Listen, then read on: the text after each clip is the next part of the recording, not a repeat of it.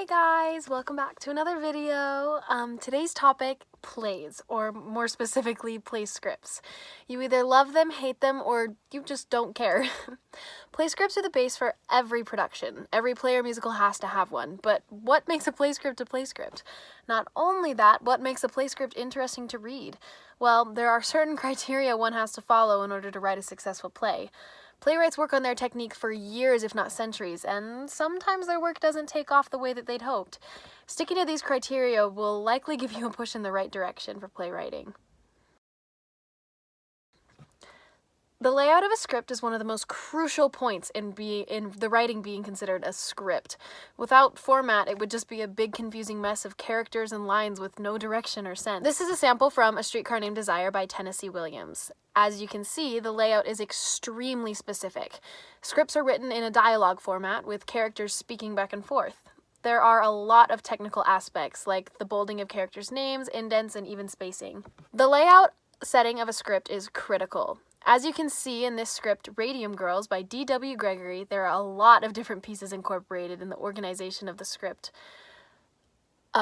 layout. The scene number is placed at the top of the scene with a setting description below. Any stage directions, or how the actors are supposed to move on stage, will be in italics and parentheses. When each character starts to speak, the first line is against the margin and the rest of the text is indented. And A Streetcar Named Desire have 2 acts, as they are more recent shows. In each act, the play is broken down into scenes, or sections of plot.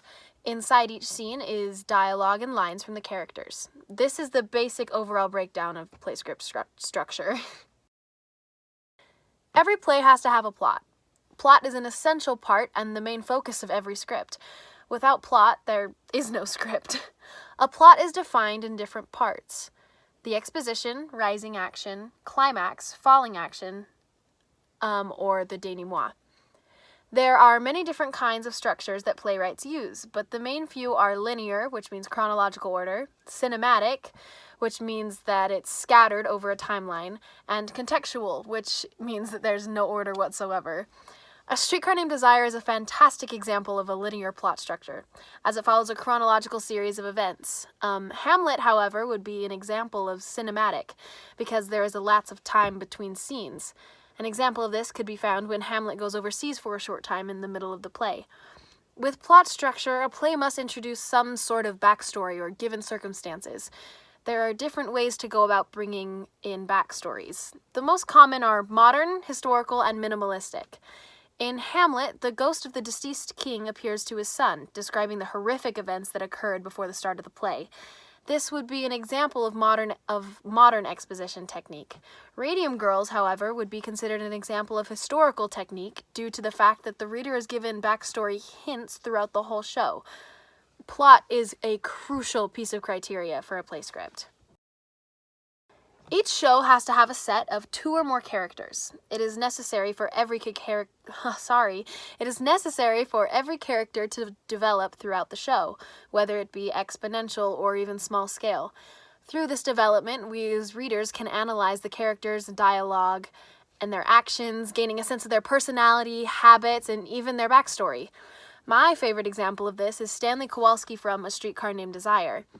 Stanley seems to be a drunk who beats his wife, fitting perfectly into the 1920s man-of-the-house stereotype. However, he completely takes the reader by surprise when, towards the end of the show, he becomes protective of his wife, Stella, cautioning her about her sister's past. As the reader, I was torn between Stanley's role in the show, trying to predict whether he would become a protagonist or an antagonist of the play.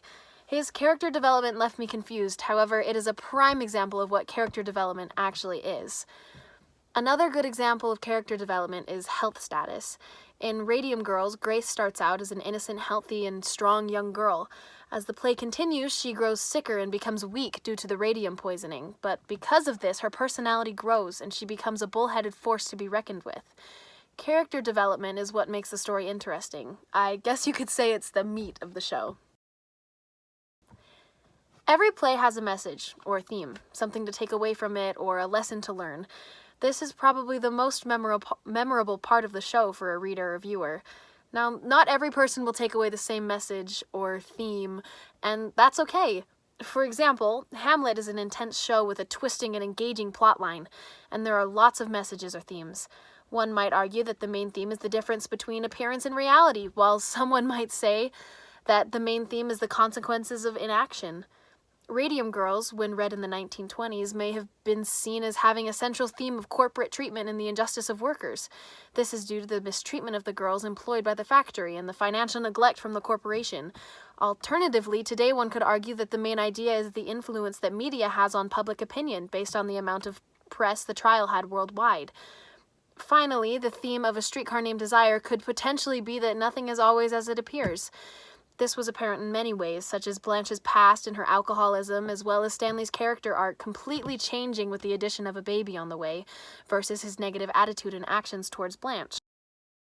The criteria for play scripts is very detailed and specific. There are so many things to consider, but overall I would argue that these major points are what make a good script. Each example mentioned qualifies and is an effective play script and form of media. Play scripts are entertaining, have great plot structure, interesting characters, and a relatable, sometimes life-changing central theme.